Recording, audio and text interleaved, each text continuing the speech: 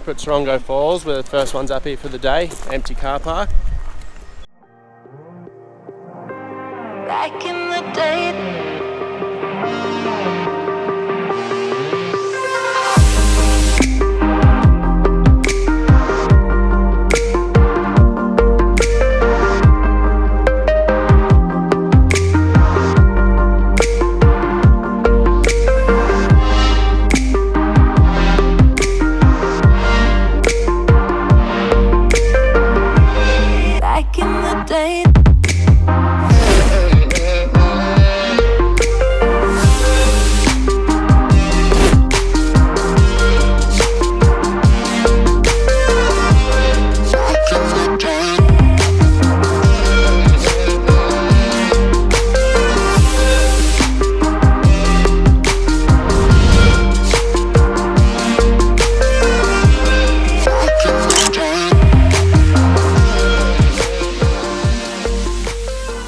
So the loop, it's 1 to 1.5 hours. We've been here for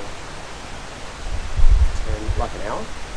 Alright, that only took us about an hour, so not too long at all. We're going to head up to the Noojee Tresle Bridge now and have a look on the way home. See you there.